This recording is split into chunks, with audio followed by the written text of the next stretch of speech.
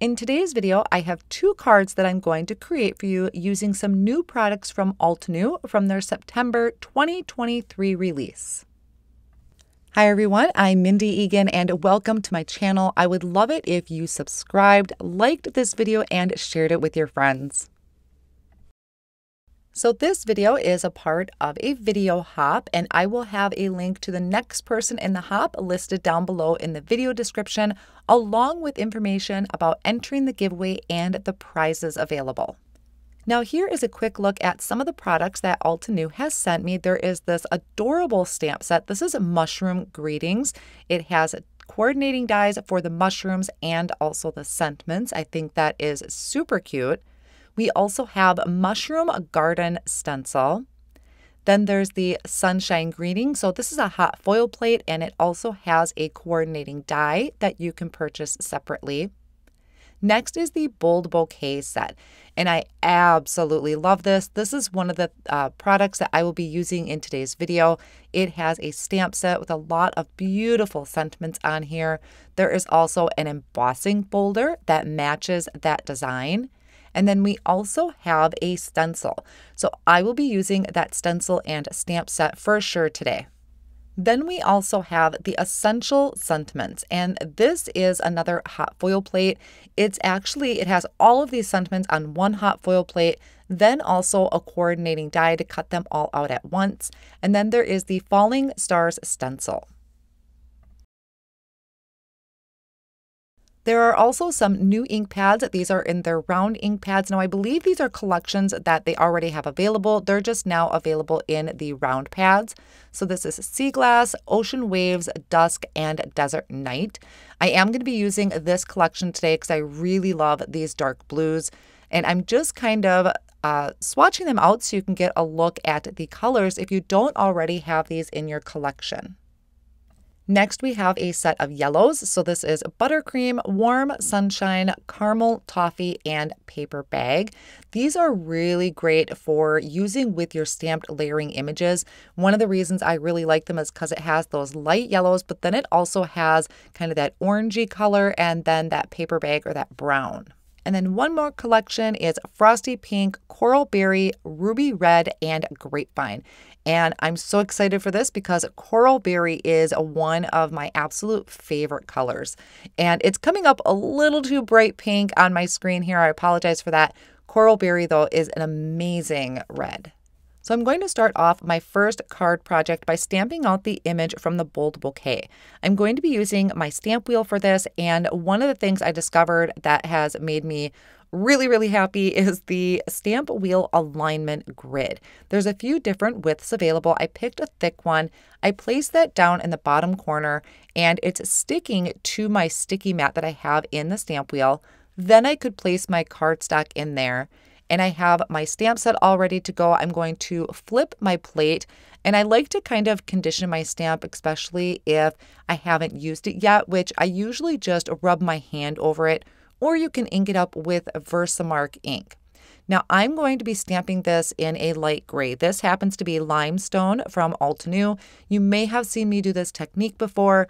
When I go to do ink blending, I like to stamp my image in a light gray ink first, and then ink blend, and then come back in and stamp over the top with a black. The alignment guide really is going to help me do that. So I can leave the alignment guide in there, and then that way I can place my cardstock back in there to stamp my image again. So I really loved the color combination that Altenew has in their packets in the stamp set. And I kind of wanted to do something a little similar, but using the colors that I had on my desk, which are the ones that I showed you in the beginning. So I just have my stamped panel that I put a little bit of repositionable tape behind it so that it's secured to my glass work surface. And then I'm taking the first layer of the stencil and I taped that down with the satin masking tape. I am going to kind of mask off a section of the flowers with a Post-it note because I really wanted to have some of those flowers be pink and some of those flowers be blue. Now here I'm using Coral Berry, of course. I mentioned it's one of my favorites, and I'm coming in. I don't remember what size this is for a blending brush, but it's kind of one of their mini blending brushes. And I do add a little bit darker of a color to where it's the center of that large flower. Now I'm going to remove my Post-it note. I'm going to mask off that area that I just ink blended, and then I'm going to come in, and I think this one is Dusk out of that new round ink pad line. Like I said, I think these colors are already available. It's just that they're new formulation and also in those circle ink pads. So after I have my color added to that first layer of the stencil, I can just remove that tape, remove that first stencil, and then bring in the second layer. Now this one, I am also going to be coming in with Coral Berry. It's just going to be adding a few more petals to my flower. And something to keep in mind if you're going to be masking off your images when you have color already on your stencil, you most likely want to change your Post-it notes out quite a few times, because what it's going to do is it's going to pick up the ink that it is covering, and that can transfer to your images if you decide to reuse your Post-it notes. Thankfully, Post-it notes are very inexpensive. I have just packs of them because they're so cheap. So I'm okay with switching them out quite a bit.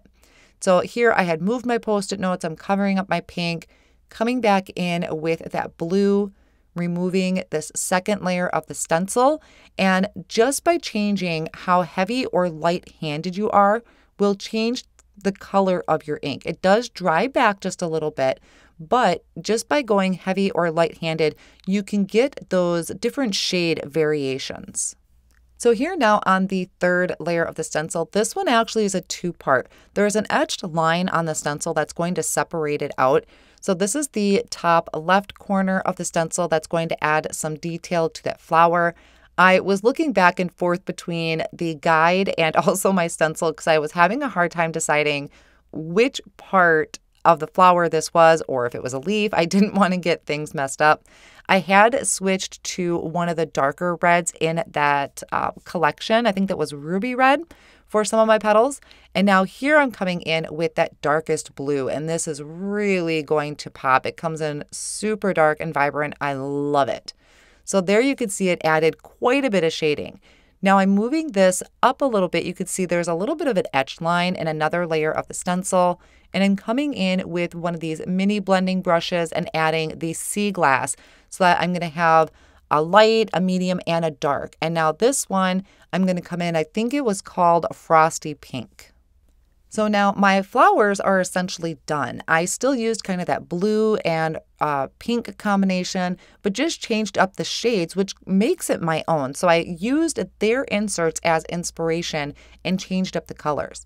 Now for the leaves, I brought in the stencil, and for this, I'm going to use the color, how do they pronounce it? Olive.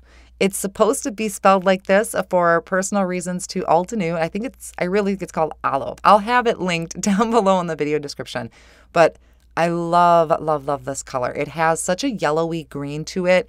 And the areas that are closest to the flowers, I had just come in a little bit heavier handed to make it look like that there's a shadow there, and then kind of got a little light handed as it got towards the outer edges.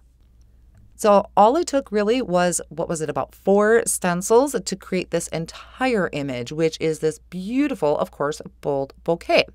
So after all this is done, I'm going to remove that satin masking tape, remove my stencil, and now I need to add my detail back in. So I have my alignment guide still in the stamp wheel. I'm placing my cardstock back in, and I already have my image still on the stamp wheel. So I'm going to ink it up in the Obsidian ink. Now this is a black pigment ink. It is going to take a little longer to dry. So after I stamp this down, I'm going to set it off on the side and make sure it dries for a little bit so I don't smear anything. Now after I had stamped it down, I think there was one little area that I may not have applied enough pressure to and it didn't stamp completely perfect, but I was not going to mess with it again. I was not going to tempt fate again. So I'm going to leave it as is, let it dry, and then I'm going to trim my panel down. I think I did end up having like a light pink smudge or a brown smudge on my card, so I trimmed that off to get rid of it. And I have a design that I wanted to do for this card. I'm taking that word happy and I'm just going to stamp it in that Obsidian ink once again onto some white cardstock.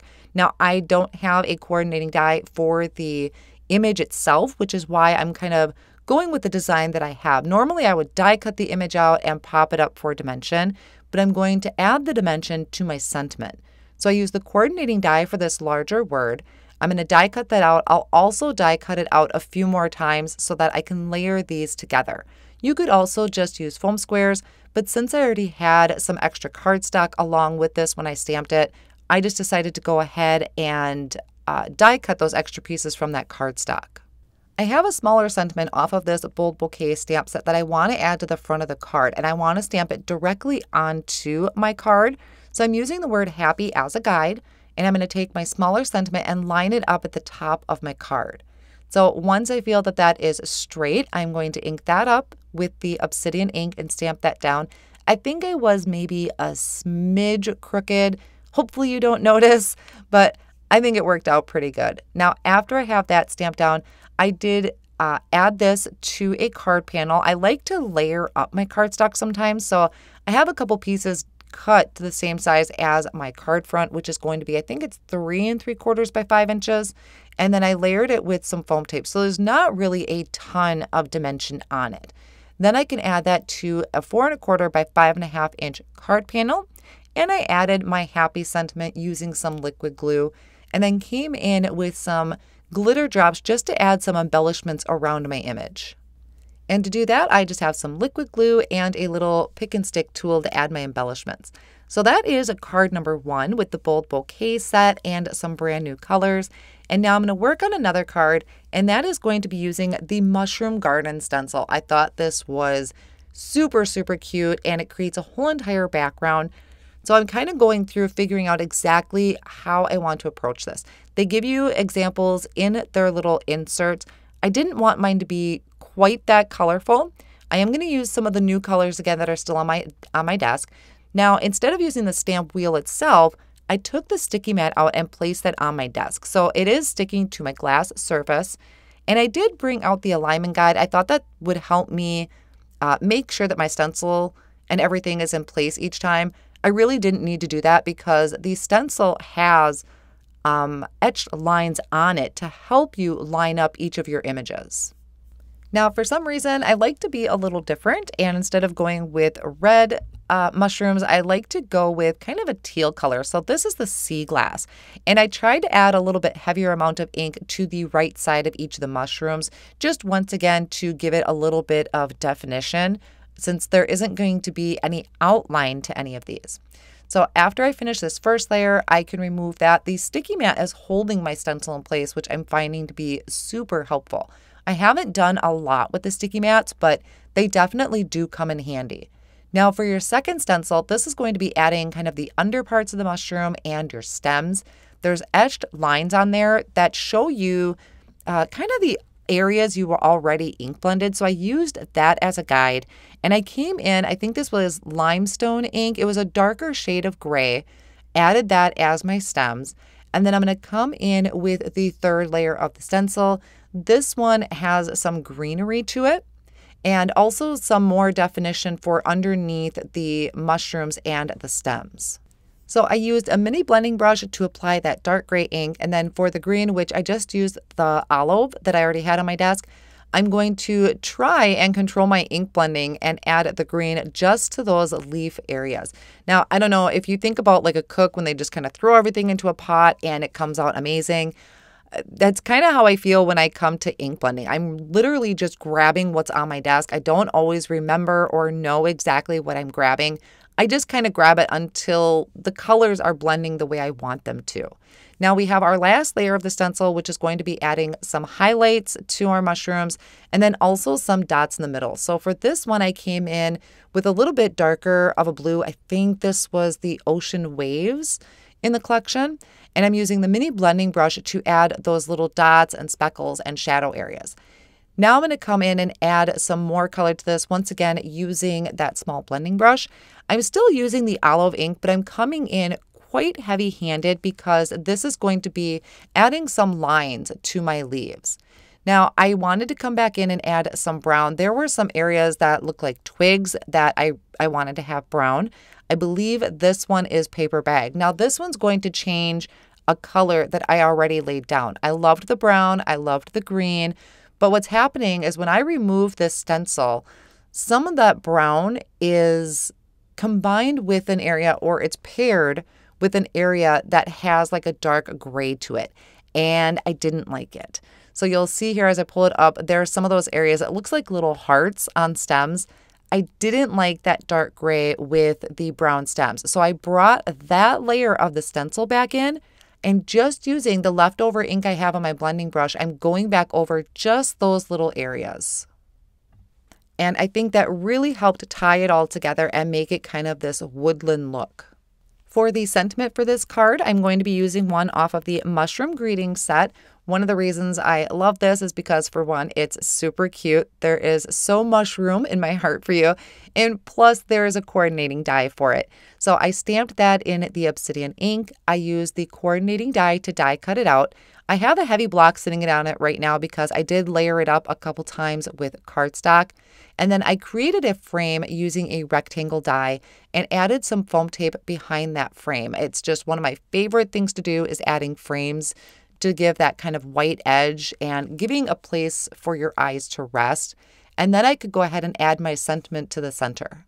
And I did throw on a few more of those champagne glitter embellishments just because they were already on my desk, and why not? It just adds a nice sparkling touch to this. So I hope you enjoyed these two card projects featuring the new release from Altenew for September 2023. I will have all of my supplies listed down below in the video description and over on my blog. And along with, I will have the next person in the hop listed in the video description. So be sure to check that out and then enter in our giveaway by leaving a comment down below. Thanks for stopping by today, and I'll see you in the next card tutorial.